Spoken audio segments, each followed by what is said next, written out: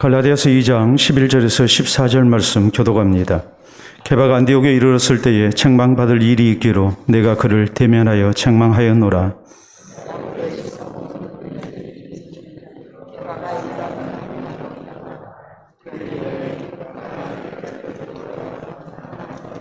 남은 유대인들도 그와 같이 외식함으로 바나바도 그들의 외식에 유혹되었느니라.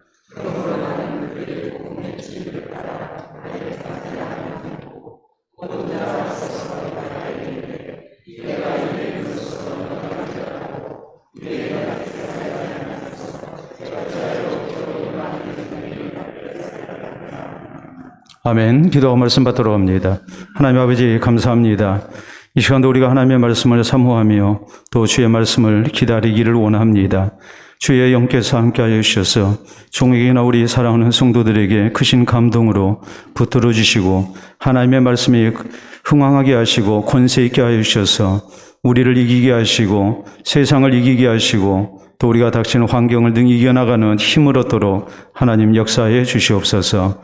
이 말씀을 따라 좌우로 치우침이 없이 오직 주께서 기뻐하시는 복음의 진리를 붙들고 우리가 믿음의 길을 잘 걸어갈 수 있도록 역사하여 주시옵소서.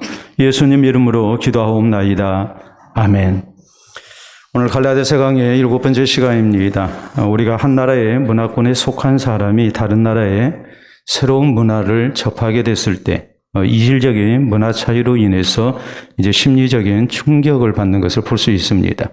우리가 실제적으로 그렇잖아요. 우리나라 사람이 미국을 갔다 할지 혹은 미국인이 우리나라에 들어왔을 때 문화적 차이가 많죠. 그런 것 때문에 이제 심리적으로 충격을 받는데 이걸 가리켜서 문화 충격이라고 이렇게 얘기를 합니다. 그런가 하면 문화 충격이 있는가 하면 이제 문화 충돌이 있습니다. 서로 다른 문화권이 이렇게 충돌하는 경우를 말합니다. 그래서 거기에서 많은 갈등이 생기고 또 싸움이 생기고 마찰이 생기는 그런 경우를 이제 문화 충돌이라고 이렇게 말을 합니다.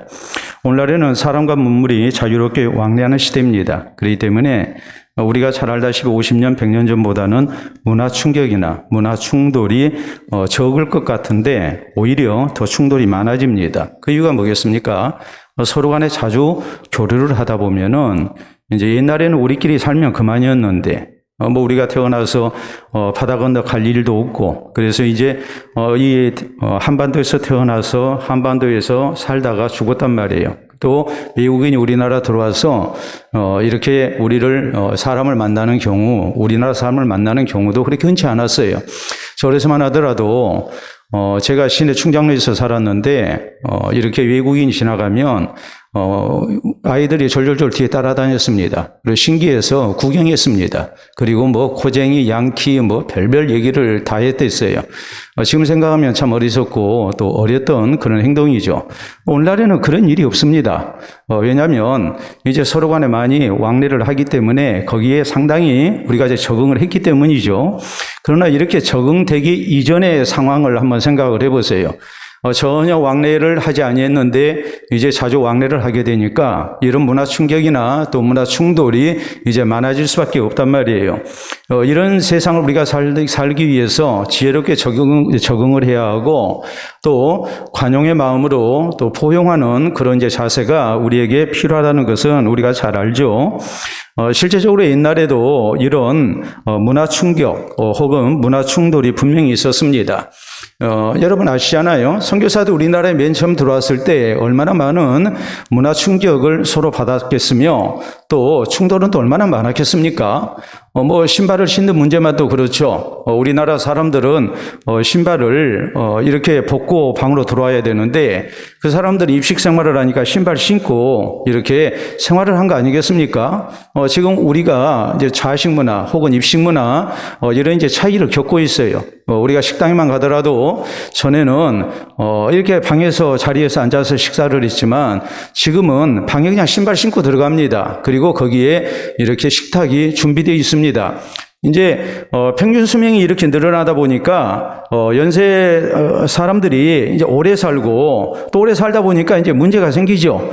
이제 관절에 문제가 생기고 하니까 사람들이 이제 자리에 앉으려고 하지 않아요. 그래서 이제 자연히 이렇게 입식 문화가 이제 자리를 잡게 됐죠. 이런 충돌이 50년, 100년 전에 분명히 존재하고 있었어요. 오늘날에만 있는 일이 아니에요. 이 사람과 문물이 자주로 왕래하지 아니했던 시대에도 나름대로 이런 문화 충격, 문화 충돌은 분명히 존재하고 있었단 말이에요. 자, 우리가 사도행전 1장 8절에 우리 예수님께서 승천하시면서 제자들에게 또 우리에게 명령하신 말씀이 있습니다. 오직 성령이 너에게 임하시면 너희가 권능을 받고 예루살렘과 온 유대와 사마리아와 땅끝까지 이르러 내 증인이 되리라. 주께서 이렇게 명령을 하셨습니다. 자, 예루살렘을 벗어나서 유대를 벗어나서 또 서로 원수처럼 지내는 사마리아 땅에 또 이방인 땅에 땅끝까지 복음을 증거하고 나갔을 때에 여기에서 이제 많은 충돌이 일어날 수밖에 없는 거예요. 굉장한 충격을 받고 또 기독교 문화와 또 그곳에 이제 토착 문화 이것이 서로 충돌해서 복음을 전하는데 상당한 그런 어려움이 생길 수밖에 없는 그런 이제 상황이 벌어지게 된 거예요. 우리는 지난 시간까지 갈라디아 교회의 거짓 교사들이 들어와서 이렇게 미혹을 했고 저희의 미혹의 내용은 예수님을 구주로도 믿어야 하지만 할례도 받아야 된다. 그래야 우리가 구원을 얻을 수가 있다. 이렇게 예루살렘에서 온 이 거짓 교사들이 교회를 아주 미혹한 그런 이제 일에 대해서 사도들이 이것을 어떻게 대처했는가 이런 내용의 말씀을 쭉 살펴보고 있습니다. 사도 바울은 절대 그렇지 않다고 그러죠. 이미 예루살렘 정교회의에서 이 문제에 대한 결론이 내려졌다. 그리고 너희들이 자꾸 나를 이렇게 예수님의 직계 제자가 아니라고 사도가 아니라고 이렇게 나를 몰아세우는데 이미 예루살렘 교회의 기둥들 이 개발할지 베드로랄지 혹은 야고보랄지 혹은 요한 같은 이런 사도들과 이제 내가 교제가 있었고 저희가 내가 사도된 것을 다 인정을 했다. 내가 저희들과 같이 친교 약속을 나눴고 그리고 이제 나와 바나바는 이렇게 이방인의 사도로 세우심을 입었음을 저희가 인정을 했다. 저희는 유대인에게 가서 이렇게 복음을 전하고 우리는 이방인의 사도로 이렇게 교회의 공적인 인정을 이미 받았다. 그리고 선교와 나눔을 통해서 예수 그리스도의 복음을 잘 증거하라고 이렇게 우리가 부탁을 받았다. 이것을 우리가 지난 시간까지 말씀을 이렇게 쭉 살폈단 말이에요. 자, 이것이 오늘 우리에게 주시는 교훈이 뭐겠습니까?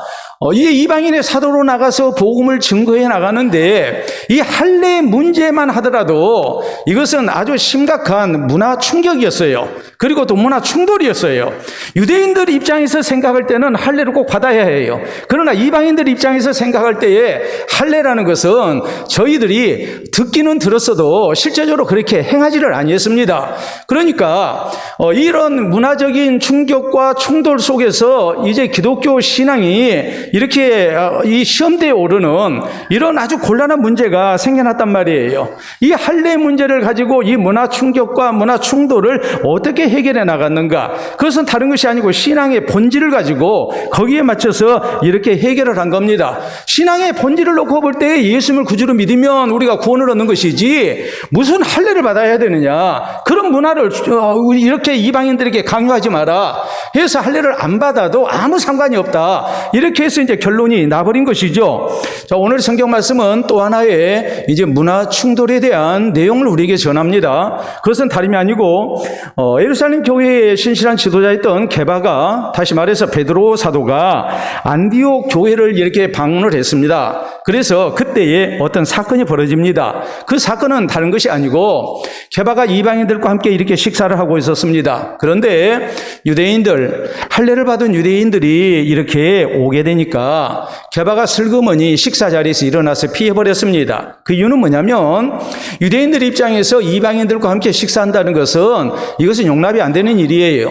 저희의 문화로는 용납이 안 되는 문제예요. 그러니까 이런 문제에 있어서 베드로가 슬쩍 자리를 피해버린 거란 말이에요. 자, 교회의 지도자인 베드로가 식사 자리에서 일어나 버리니까 함께 식사를 하던 유대인들이 이제 어떤 생각을 합니까? 아, 여기 있어서는 안 되겠구나. 그리고 이들도 일어나 버렸어요. 심지어는 안디옥 교회, 이방인 교회의 지도자였던 바나바까지도 여기에 유혹을 받아가지고 바나바도 식사 자리에서 일어나 버렸다. 이런 일이 이제 생겨났단 말이에요. 그러니까 여기에 대해서 사도 바울이 이건 외식한 거다. 이건 잘못된 거다. 해서 이제 게바를 사람들 사람들 앞에서 호되게 책망했다는 것이 오늘 본문에 있는 내용입니다. 자, 이게 두 가지 문제가 생기죠. 자, 이방인과의 교제 문제입니다. 또 하나는 식사 문화입니다. 여기에 대한 이제 문화 충돌이 일어난 거예요. 이방인들과 교제를 해야 하느냐 말아야 하느냐, 저희와 함께 식사를 해도 되느냐 하면 안 되느냐, 이것을 가지고서 이제 문화 충돌이 일어난 거예요. 그리고 이것이 이제 심각한 신앙 문제로 이렇게 나가게 된 거예요. 자, 이런 때에 이 문제를 어떻게 해결을 했을까요? 신앙의 본질을 먼저 찾았죠. 그래서 식사 문화가 중요한 것이 아니다. 신앙적 차원에서 우리가 이방인들과 어떤 교제를 나눠야 하며 또 식사를 할 때 우리가 이런 문제들을 어떻게 우리가 믿음 안에서 받아들여야 할 것인가, 여기에 대한 신앙의 가장 본질적인 것, 이것을 우리가 바로 알고 있어야 그래야만이 이런 문화 충격과 충돌 속에서 우리의 신앙이 흔들리지 아니하고 우리가 바른 길을 갈 수 있다. 이것이 오늘 성경이 우리에게 가르치는 내용이에요.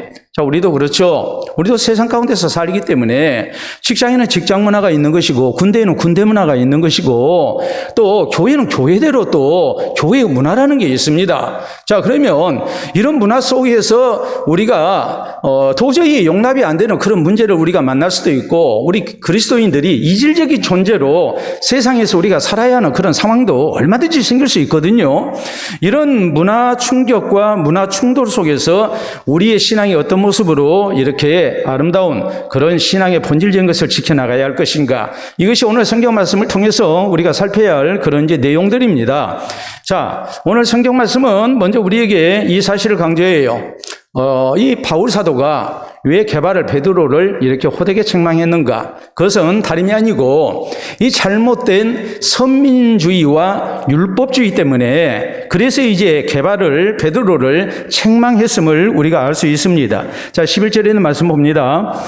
게바가 안디옥에 이르렀을 때에 책망받을 일이 있기로 내가 그를 대면하여 책망하였노라. 여기 안디옥은 수리아의 안디옥을 말합니다.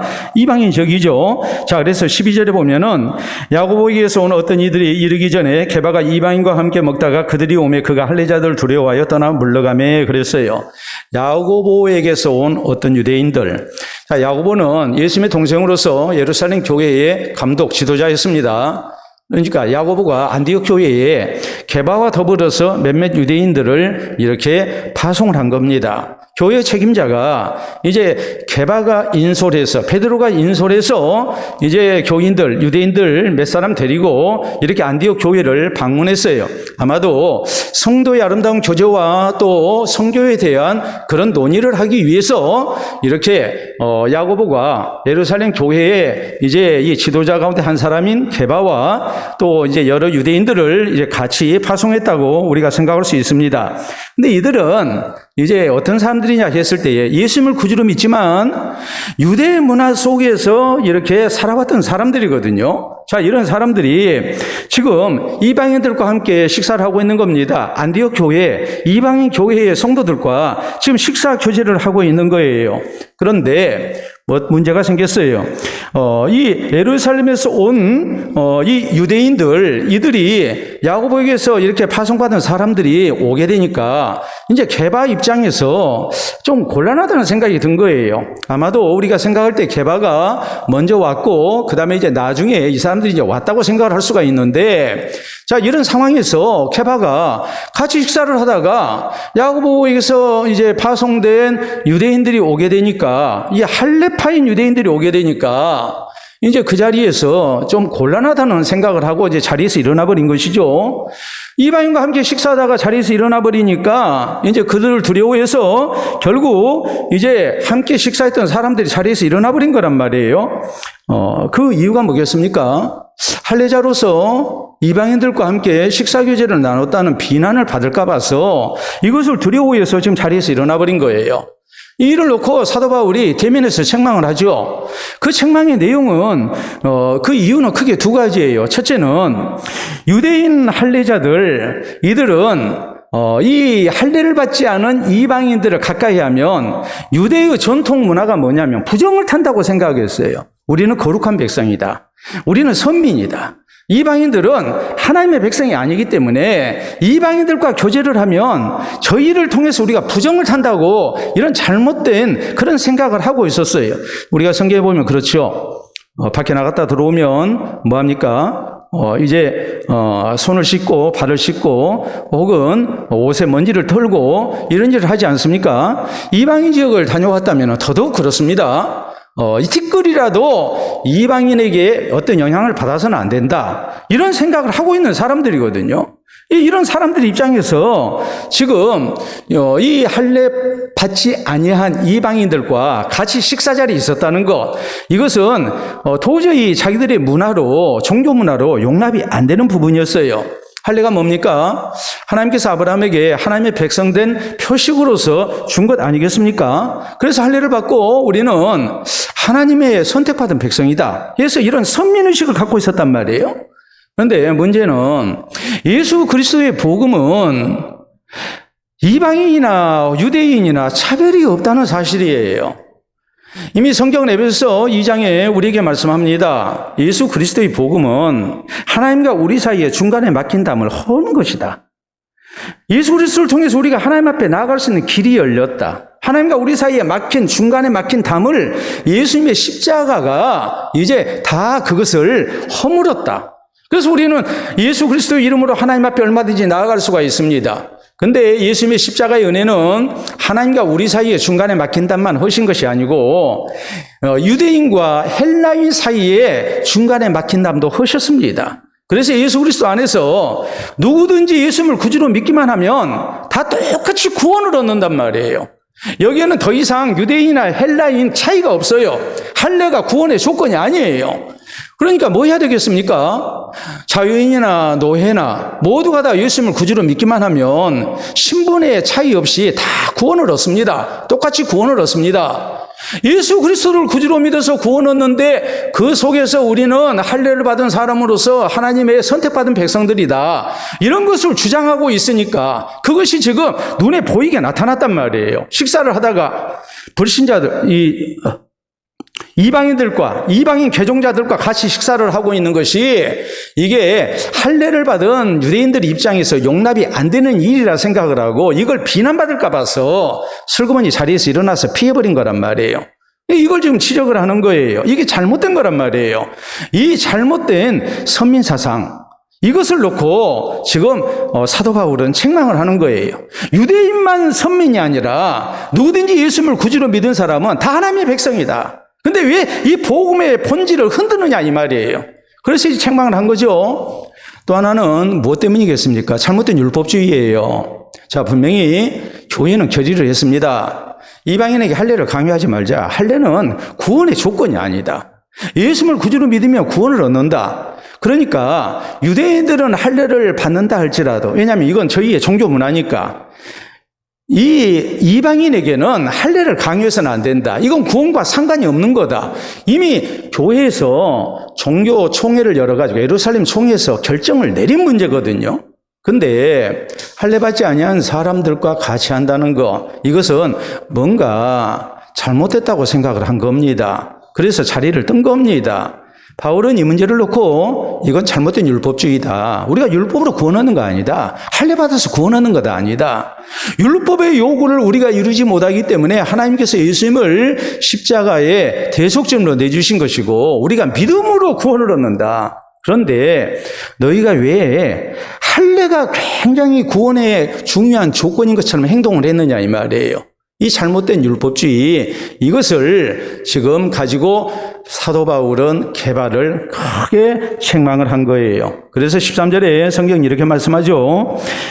남은 유대인들도 그와 같이 외식함으로 바나바도 그들의 외식에 유혹되었느니라. 여러분, 외식이란 것이 무엇입니까? 우리가 성경을 보면 우리 예수님께서 바리새인들을 놓고 외식한다고 크게 책망하고 어떤 경우에는 저주까지 하시죠. 외식이라는 것은 가면을 쓴 배우라는 말입니다. 옛날 배우들이 연극을 할 때에 얼굴에 가면을 썼어요. 자기 역에 맞는 가면을 썼단 말이에요. 이걸 놓고 이제 뭐라고 얘기를 했느냐? 외식이라고 그랬어요. 겉만 이렇게 꾸몄다라는 말이에요. 예? 우리가 분식회계라는 말을 하죠. 회계장부를 이렇게 잘못되게 기입을 하고 해서 이제 속이는 행위, 이것을 분식회계라고 그러거든요. 분식회계, 분은 발을 분자입니다. 화장할 분자예요. 화장하면 예쁘지잖아요. 그러니까 여러분 돈 들여서 비싼 화장품 사서 얼굴 화장하고 하잖아요. 지금은 마스크 쓰니까 좀 덜합니다만은 이제 마스크 벗을 일을 생각하면 이제 화장 잘해야 되겠다는 생각이 들지 않겠습니까? 이게 분식이거든요. 지금 외식은 뭐냐? 겉과 속이 다른 것을 얘기하는 거예요. 근데 바리새인들은 자신들을 바리새인들이라고 했습니다. 바리사이스라는 말은 다른 말이 아니라 성별된 자라는 말이거든요. 자기들은 거룩한 사람들이고 특별히 하나님 잘 섬기는 사람들이고 하나님께서 마땅히 구원하실 백성들이고 또 하나님께서 사랑하시고 복 주시는 백성들이다. 이런 식으로 자기들을 내세웠단 말이에요. 속으로는 하나님을 향한 신앙의 진실을 잃었어요. 그리고 형식적으로 율법적으로 신앙생활을 하고 있었어요. 그래서 예수님이 말씀하십니다. 이건 외식이다. 이건 거짓이다라고 주님은 크게 책망을 하십니다. 그런데 바울은 예수님이 바리새인들을 책망한 것과 똑같은 책망을 하고 있는 거예요. 게다가 이방인들과 같이 식사하다가 유대인들이 오니까 슬그머니 자리에서 일어나 버리고 또 이 모습을 보고 이제 다른 유대인들도 일어나 버리고 또 바나바까지 일어나 버린 사실. 바나바는 이방인의 사도로 세움을 입은 사람 아닙니까? 이런 사람까지 안디옥 교회의 지도자인 바나바까지 저희의 외식에 유혹을 받아버렸어요. 그래서 거기에 동화가 돼버린 거예요. 이런 잘못을 아주 호되게 책망을 하고 있는 겁니다. 바른 신앙이 아니다 이 말이죠. 그렇기 때문에 오늘 우리가 문화 충돌 속에서 어떤 신앙의 자세를 가져야 할 것인가?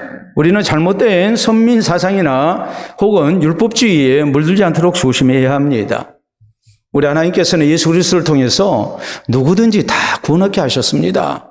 여러분, 요나가 생각할 때 니느웨 백성들 악한 사람들이니까 절대로 하나님의 용서, 구원을 받을 수 없는 사람들이라고 생각하고 하나님 명령에 불순종하죠. 그런데 이런 요나가 잘못했음을 하나님께서 깨우쳐주시지 않습니까? 또 우리가 사도행전 10장에 보면은 로마 군대, 이탈리아 부대의 장교였던 고넬료의 가정이 구원을 받습니다. 이방인이 구원받은 문제를 놓고 교회가 얼마나 소란했습니까? 그런데 고넬료 가정에 하나님께서 베드로 사도의 설교를 통해서 또 성령의 강림하심 속에 역사하신 일을 증거하니까 교회가 쿨하게 다 받아들이죠. 이방인에게도 하나님의 구원이 임했다. 이방인이라고 해서 구원 못 받을 것이 아니다 하고서 그런 모든 것을 다 인정하지 않습니까?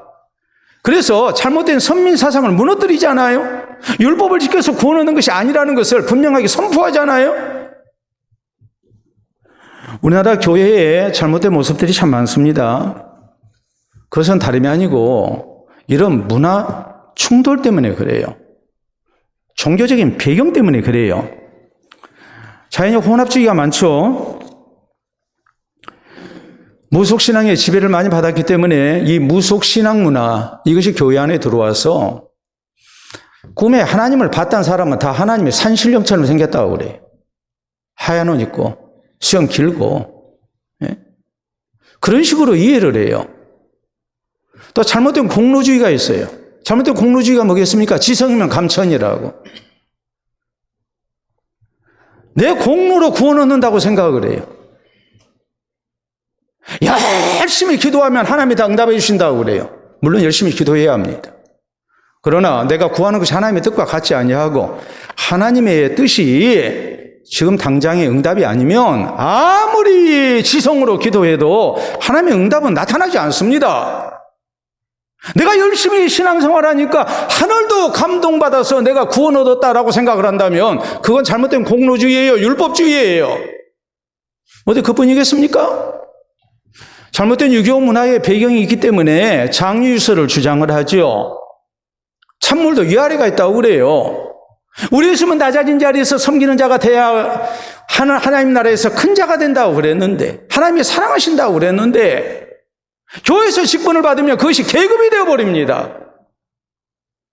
그리고 섬기는 것을 좋게 생각을 하지 않습니다. 어른 대접받으려고 그럽니다. 이런 것이 잘못된 종교 문화 속에서 우리가 바른 대응을 못했기 때문에 이런 것이 생겨난 거란 말이에요. 하나의 문화 충돌이에요. 이 문화 충돌 속에서 우리는 신앙의 본질적인 것을 찾아 나가야 해요. 근데 그러지를 않고 자꾸 우리가 세상 문화, 우리가 살아왔던 그 배경의 문화적인 배경을 우리가 자꾸 앞세우다 보면 우리가 바른 신앙생활을 할 수가 없어요. 잘못된 선민의식 속에 우리도 빠질 수 있고 또 잘못된 율법주의에 우리가 빠질 수가 있어요. 그래서 우리의 신앙이 바른 신앙을 갖지는 못하는 거예요. 여러분, 우리는 분명히 문화적 충격과 문화 충돌이 있음을 인정해야 합니다. 우리가 그 속에서 지금까지 영향을 받고 살아왔기 때문에 그래요. 그러나 이것 때문에 우리가 혹시라도 잘못된 그런 행동이 있어서는 안 되고 잘못된 선택이 있어서는 안 돼요. 신앙의 가장 본질적인 것이 무엇인가? 그것을 우리가 붙들고 신앙생활하는 성도가 돼야 돼요. 그래서 우리가 그리스도인으로서 마땅히 가져야 할 믿음의 길에서 떠나지 않는 그런 성도가 되도록 해야 합니다. 자, 다음 두 번째, 오늘 성경은 무엇을 말씀합니까? 오늘 여기 성경에 있는 내용을 보면은 게바와 베드로인 게바와 바나바의 책임이 크기 때문에 사도 바울이 아주 호되게 책망을 한 거예요. 여러분 13절에 보면 이렇게 말씀을 하죠. 남은 유대인들도 그와 같이 외식함으로 바나바도 그들의 외식에 유혹되었느니라. 자, 지도자인 게바가 외식을 했습니다. 그러니까 남은 유대인들, 심지어는 바나바까지 이렇게 외식을 한 거죠. 더구나 바나바는 지금 안디옥 교회의 지도자거든요. 그런데 이런 사람이 지금 외식을 같이 하고 있는 거예요. 이걸 그대로 놔둬야 되겠습니까? 그대로 놔둬서는 안 되죠. 왜요? 지도자인 사람이 잘못된 외식주의에 빠져가지고 이런 잘못된 선민주의와 율법주의에 의한 외식적인 행동을 하고 있는데 그것을 그냥 놔두게 되면 다른 사람들이 저래도 되는가 보다 하고서 영향을 받는 거 아니겠습니까? 그러니까 책망을 한 거예요. 우리는 이 사실을 통해서 먼저 믿은 사람들 또 직분자의 책임이 얼마나 큰가를 생각해야 합니다. 신앙적 영향력이 나타나게 돼 있단 말이에요. 사람은 문화를 창조하고 또 문화의 영향을 받고 문화 속에서 살아갑니다. 신앙 문화도 마찬가지예요. 우리가 잘 알다시피 유명 인사가 어떤 문화를 선도하죠. 연예인들이 어떤 새로운 패션을 들고 나오면 그걸 추종하는 사람들이 따릅니다. 그래서 유행이 됩니다. 그렇지 않습니까? 신앙 문화도 마찬가지거든요. 먼저 믿은 성도가 교회의 직분자가 지도자가 바르게 하지 아니하면 그 잘못된 것을 나중된 성도들이 따라가게 돼 있고 불신자들이 기독교의 신앙에 대해서 오해를 하게 돼요. 그러니까 뭐 해야 합니까? 먼저 믿은 사람, 직분자들, 지도자들이 잘해야 합니다. 성경은 그런 사실들을 많이 우리에게 강조하죠.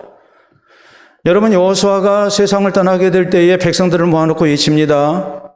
오늘 너희가 섬길 자를 택하라. 나와 내 집은 오직 여호와만 섬기겠노라. 그랬더니 백성들이 우리도 그렇게 하겠습니다 하고 따르죠. 반면에 우리가 역대하 12장 1절 거기 있는 말씀을 보면 르호보암이 자신의 잘못으로 나라가 남북으로 나뉘고 난 다음에 이거 큰일 났다 싶어가지고 열심으로 하나님을 섬기고 또 하나님의 말씀대로 이제 율법을 따라서 살려고 애를 썼습니다. 그래서 하나님이 복을 주셔서 나라가 부강해졌습니다. 성경이 이렇게 말씀합니다. 르호보암이 나라가 부강해지니 여호와의 율법을 버렸고 백성들이 이를 본받았다라고 성경은 말씀합니다. 왕이 잘못하니까 백성들이 다 거기 따라간 거예요. 우리 예수님께서는 작은 자 하나를 실족해 하거든 연자맷돌을 그 목에 들이우고 깊은 바다에 빠뜨리는 것이 더 낫다 그랬어요. 먼저 믿은 사람이 다른 사람을 실족하면 안 된다는 말이에요. 사도 바울은 고린도전서 11장 1절에 말씀합니다. 내가 그리스도를 본받는 자 된 것 같이 너희는 나를 본받는 자 되라. 이 말씀의 의미가 뭐겠습니까? 내가 예수님을 본받고 예수님을 닮아가려고 신앙생활하는 것처럼 너희는 나처럼 너희도 예수님을 본받는 사람이 되라. 이렇게 강조하는 거 아니겠습니까? 이 바울이 디모데전서 4장 12절 이하해 보면은 자기의 목회의 후계자가 되는 디모데에게 간곡하게 명령합니다. 너는 말과 행실과 믿음과 사랑과 정절에 믿는 자들의 본이 되라. 전심전력에서 맡겨주신 직분 잘 감당해라. 너의 믿음의 진보와 성숙을 많은 사람들 앞에 나타내라. 그리함으로 내가 구원을 받고 또 내게 맡겨주신 자들을 구원할 수 있게 될 것이다 라고 말씀을 합니다. 내 신앙을 위해서도 우리가 바른 신앙생활을 해야 하는 것이고 내게 맡겨주신 다른 사람들을 위해서도 내가 본이 되는 모습으로 신앙생활을 잘해야 한다는 말이에요. 문화는 그 문화권 내에 있는 사람들에게 영향을 끼치게 되어 있어요. 종교문화, 신앙문화도 마찬가지예요. 그렇기 때문에 먼저 믿은 사람이 지도자가 잘해야 해요. 이스라엘 장교들은 장교 임관 서약 때에 꼭 하는 것이 있습니다. 그것은 전쟁이 일어나서 전투를 수행할 때, 공격할 때 최선봉에 서야 한다는 사실이에요. 그렇기 때문에 이스라엘의 장교들은 돌격 앞으로라는 말을 쓰지 않습니다. 돌격 앞으로 하지 않아요. 뭐라고 하겠습니까? 나를 따르라 라고 얘기를 해요. 그게 지도자예요. 그렇기 때문에 이스라엘의 장교 사상률이 제일 높아요. 전 세계적으로. 사병이 죽는 것이 아니라 장교가 먼저 죽어요. 먼저 된 성도 또 직분자들 우리가 마땅히 본이 돼야 됩니다. 어떤 데는 아무도 안 본 데서 이름 없이 빚도 없이 주를 섬기고 교회를 섬기고 다른 성도들을 섬기는데 본이 돼야 되고 어떤 때는 보이는 데서도 우리가 본이 돼야 돼. 예배 참석하는 걸 할지 기도 생활하는 걸 할지 봉사하는 걸 할지 어떤 때는 보이는 데서 우리가 본이 돼야 돼. 그래서 우리가 아름다운 신앙문화, 교회 문화를 만들어 가야 해요. 그 교회가 질적으로 바로 됐느냐, 바로 되지 못했느냐 하는 것은 먼저 부르심을 받은 성도들, 직분자들, 지도자들이 어떻게 신앙생활을 하느냐에 따라서 그 교회의 성격이 결정이 돼요. 그 교회의 신앙문화가, 예배문화가 혹은 봉사하는 문화가 다 결정이 돼요.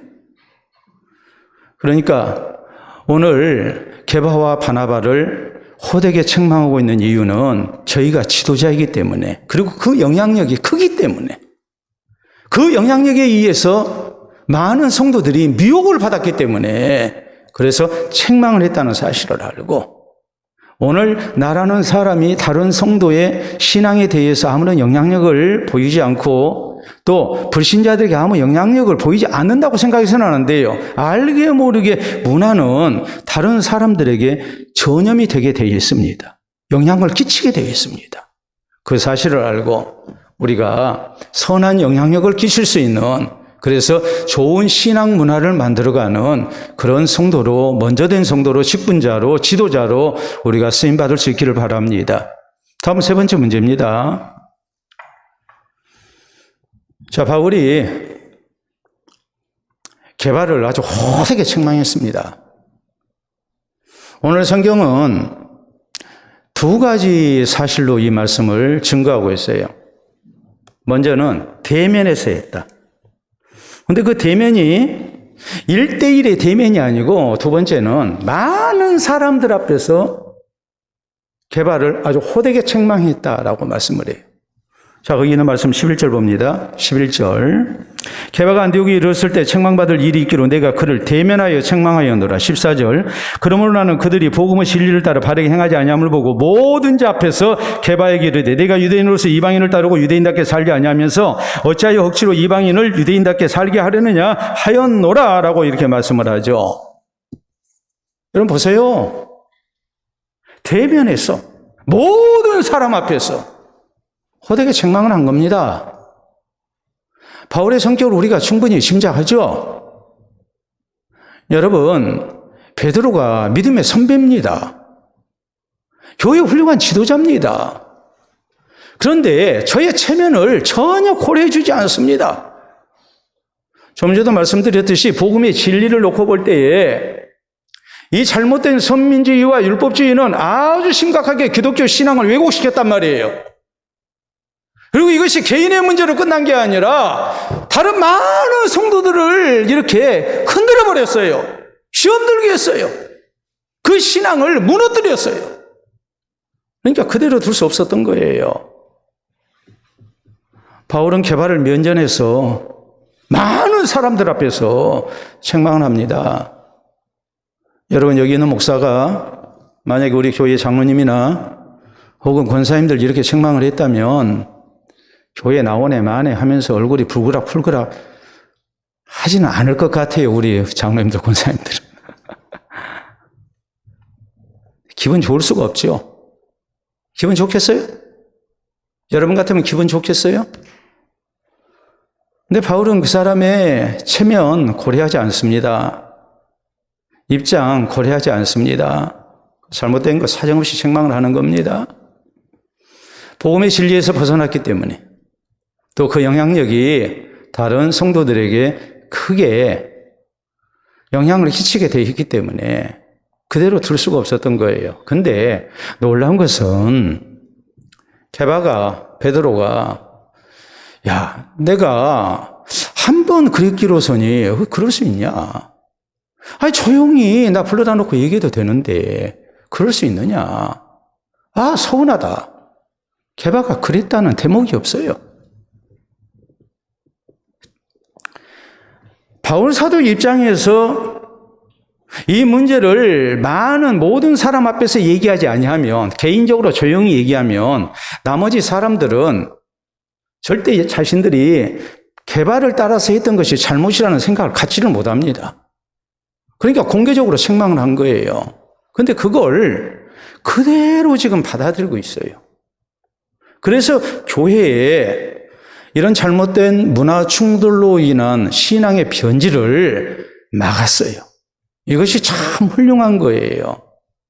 사람이 그렇잖아요. 잘못된 일은 얼마든지 있을 수 있어요. 근데 문제는 그것을 수습하는 과정이에요. 그것을 신앙 안에서 잘 수습하고 선한 결과를 얻는다면 감사할 일이 되지만 수습 과정이 잘못되면은 이 문제가 더 크게 번지게 되고 그리고 좋은 결과를 가져올 수가 없죠. 교회의 큰 시험거리가 될 수가 있죠. 그런데 바울의 책망을, 공개적 책망을, 그것도 조용조용하게 한 권면이 아닙니다. 호되게 책망한 겁니다. 당신 그래가지고 말이야, 당신이 성도들을 복음의 진리 가운데 바로 인도할 수 있겠어? 이게 뭐야? 하면서 아주 호되게 책망하지 않습니까? 아니, 당신이 하나님의 말씀대로 살지 못하면서 이방인들을 유대인처럼 살게 하려고 하니 이게 말이 되는 소리냐? 하면서 호되게 책망을 하는데 베드로가, 게바가 그것을 그대로 수용을 하고 있는 거예요.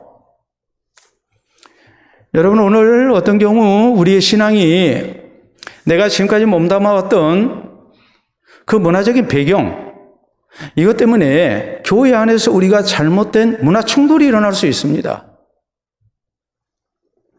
그것이 흡연의 문제일 수도 있고 혹은 술 먹는 문제일 수도 있어요.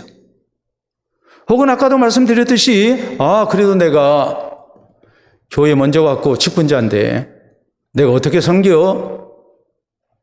내가 나가서 다른 사람들, 어린 사람들을 섬기는 거, 그 말은 좋지만 그래서 되겠어? 그럼 교회 질서가 뭐가 돼?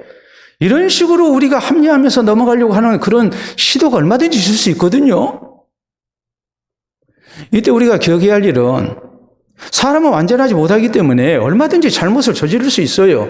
문화 충돌이 교회 안에서도 일어날 수 있어요. 그것 때문에 내가 신앙의 길을 바로 가지 못할 때도 있어요. 그럼 이 문제를 복음의 진리를 가지고 책망을 한다 했을 때 뭐 해야 되겠습니까? 잘 받아들여야 하죠. 그거 불쾌하다고 얼굴 붉히고 그리고 뭐 교회에 나오네 마네 이런다면 참 곤란하지 않겠습니까? 지혜롭게 책망을 해야 하기도 하겠지만은 어떤 경우는 공개적인 책망을 드려야 할 때도 분명히 있을 거란 말이에요. 그렇기 때문에 우리가 이런 문화 충돌이 있을 수 있다는 것을 생각하고 내가 이것을 잘 받아들이는 자세, 겸손한 자세가 우리에게 필요하다는 것을 잊지 말아야 해요. 여러분, 성경을 봐보세요. 이스라엘의 초대왕의 사울왕과 그 다음에 그 뒤를 이은 다윗 왕의 차이점이 뭐겠습니까? 사울왕은 잘못을 많이 저질렀고 다윗은 잘못을 하나도 안 했습니까? 두 사람 다 잘못이 있었어요. 근데 사울왕은 잘못을 선지자가 지적을 하면은 변명을 합니다. 불쾌하게 생각합니다.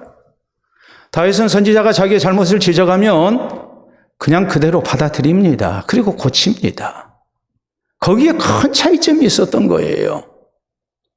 우리 예수님께서 바리새인들 책망 많이 하십니다. 근데 안 듣죠. 오히려 예수님 죽이려고 그러죠. 그러니까 저주의 대상이 되고 만 거예요. 우리가 성경을 보면 그런 경우가 굉장히 많아요.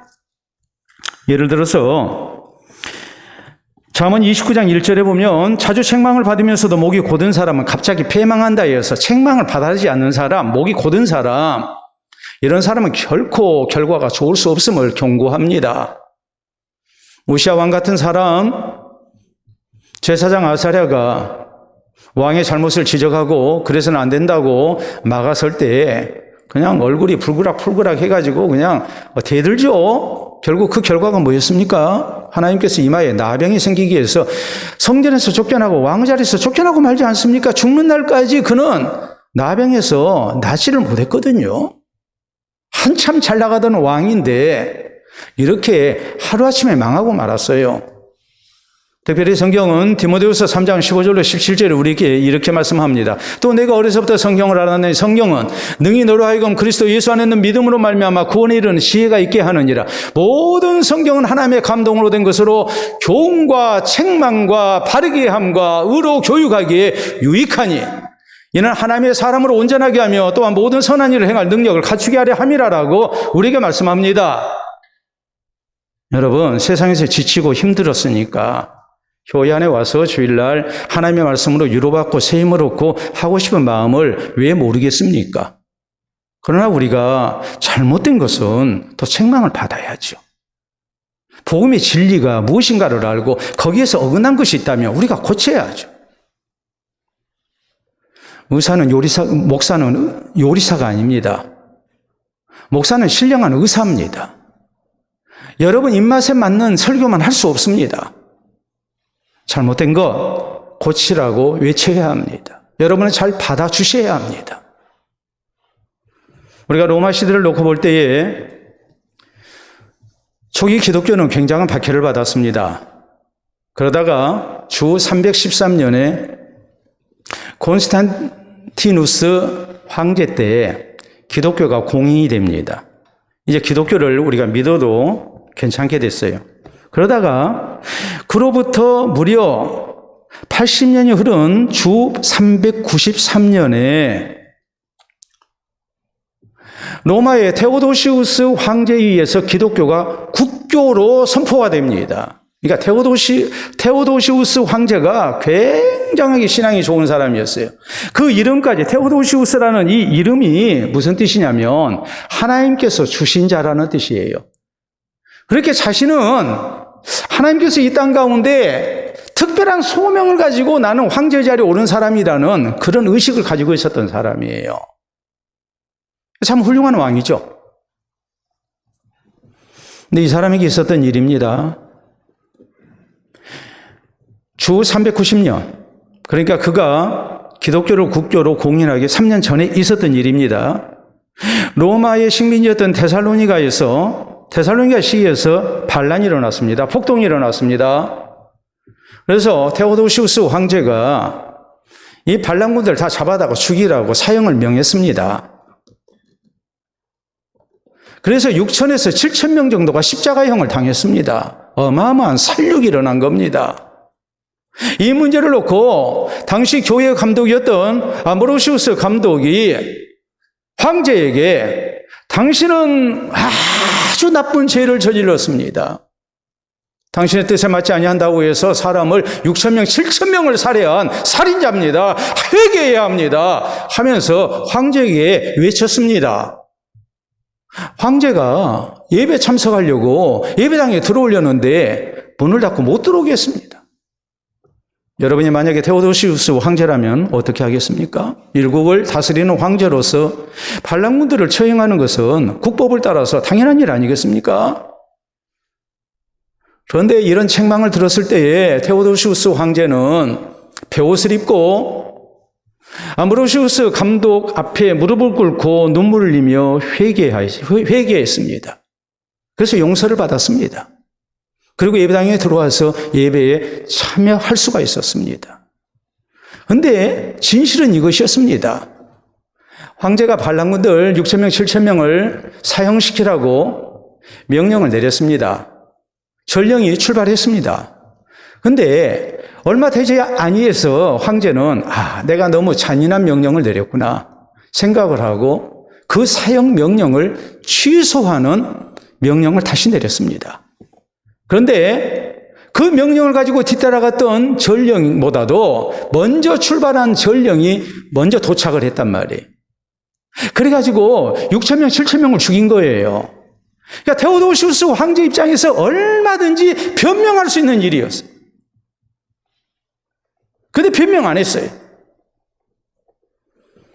그리고 자신의 잘못을 인정하고, 왜요? 사형 명령을 내린 건 사실이고 또 그로 인해서 나중에 취소했다고 했지만 6,000명, 7,000명이 죽었으니까 그것을 진실되게 회개한 거예요. 그래서 테오도시우스 황제가 참으로 신실한 황제로 기독교 역사에 기록이 된 겁니다. 여러분, 분명히 개인적인 문화가 있을 것이고 또 내가 지금까지 살아온 어떤 문화적 배경이 있을 거예요. 또 우리가 살고 있는 이 세상의 문화라는 것이 분명히 우리의 신앙과 상충되는 부분이 분명히 있어요. 그때 잘못된 것이 있다면, 하나님의 말씀, 복음의 진리에서 벗어난 것이 있다면 어떤 때는 개인적으로 책망을 들을 수도 있고 혹은 설교를 통해서 공개적으로 책망을 들을 수도 있습니다. 그때 우리는 뭐 해야 합니까? 잘 받아들여야 합니다.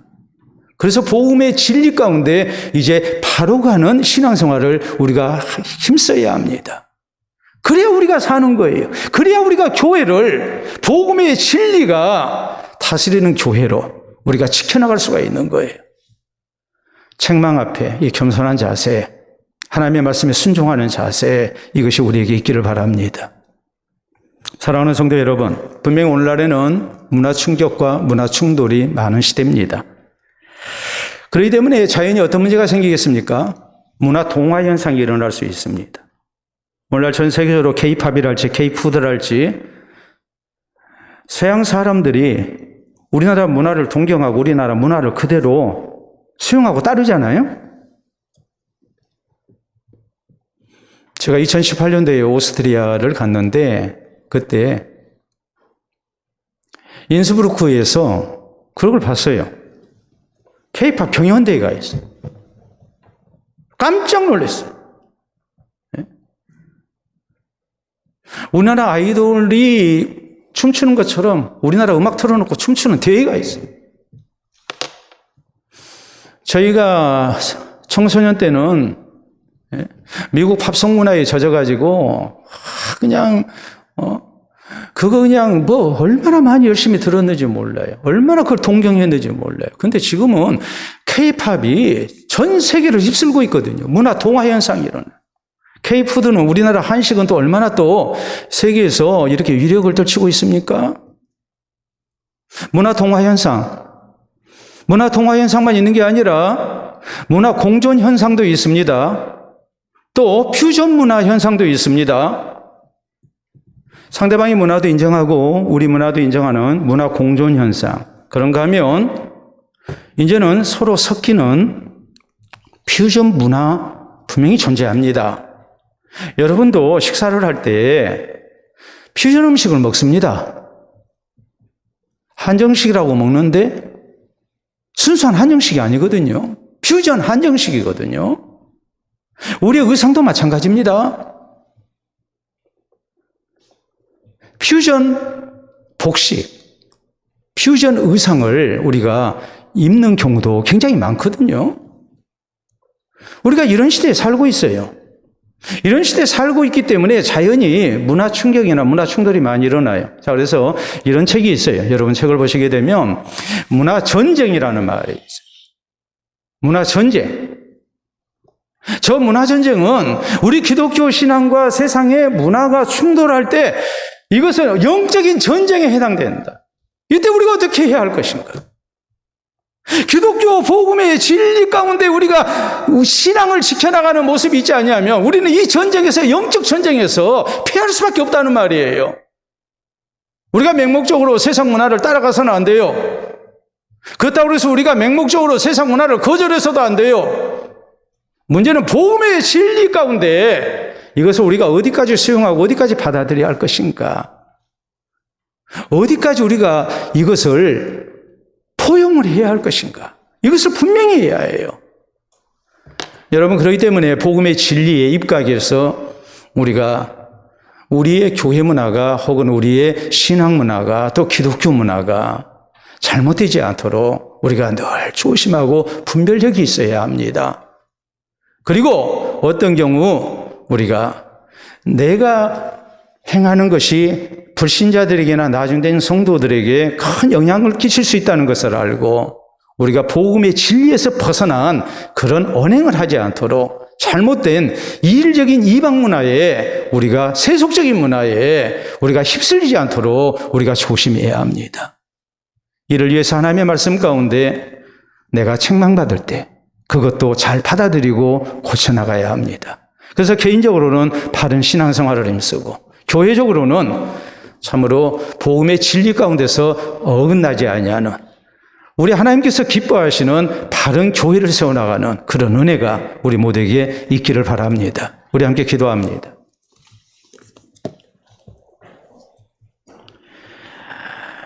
사도 바울이 게바와 바나바를 책망한 것은 사사로운 감정 대립이 아니었습니다. 갈등도 아니었습니다. 교회의 주도권 싸움도 아니었습니다. 예수 그리스도의 복음을 지키기 위해서였고 교회를 지키기 위해서였습니다. 마찬가지입니다. 우리가 세상 문화 속에서 사는데 세상 문화가 기독교 신앙과 충돌할 때에 우리가 어떤 입장에 서야 할 것인가? 우리는 분명히 해야 합니다. 복음의 진리 가운데 서야 합니다. 교회가 가르치는 하나님의 말씀 우리가 바로 믿고 따르고 그래서 우리의 신앙을 지키고 또 나중된 성도들을 바른 길로 인도하는 데 쓰임을 받는 먼저된 성도가 돼야 되고 또 불신자들까지 이 기독교 문화 가운데 저희가 들어올 수 있도록 우리가 복음의 선한 영향력을 나타내는 성도로서 쓰임을 받아야 됩니다. 이를 위해서 기도하시기를 바랍니다.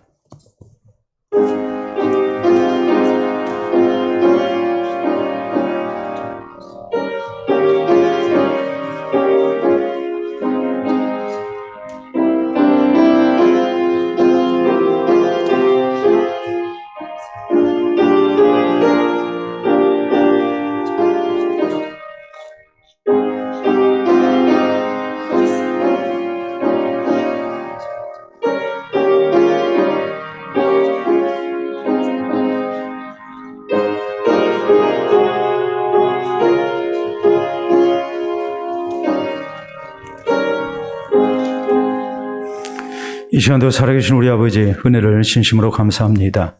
어둠 가운데 빛이 되신 우리 주 예수 그리스도를 따라 우리 하나님께서 기뻐하신 길로 우리가 나아갈 수 있도록 은혜 주시니 감사합니다. 특별히 세상의 문화 속에서 살아온 우리들, 이제 신앙의 문화 속에 우리가 하나님 기뻐하시는 모습으로 살아가기를 원합니다. 세속적인 문화, 또한 물질적이고 육신적인 문화에 우리가 물들지 않기를 원합니다. 이방 문화에 우리가 물들지 않기를 원합니다. 복음의 진리 가운데 굳건히 서가는 우리의 모습 되게 하시고 바른 신앙생활 또 바른 가치관을 통하여 나중된 성도들과 또 불신자들에게 우리가 선한 영향력을 끼치게 하시고 우리의 잘못에 대하여 늘 쉼없이 살피며 고쳐나가기를 힘쓰는 우리 모두 되게 해 주시옵소서. 그래서 복음의 진리 가운데 곧바로 나아가는 우리가 되게 하시고 우리 교회 되게 하시고 또 이 땅에 기독교가 되게 하여 주시옵소서. 우리 주님께서 기뻐 받으시는 순수하고 바른 복음과 또 신앙생활이 우리에게 있게 하시어 주님 오시는 그날까지 우리 주님께서 기뻐하시는 교회 또 기뻐하시는 성도의 모습이 될 수 있도록 역사하여 주시옵소서. 감사하며 예수님 이름으로 기도하옵나이다. 아멘.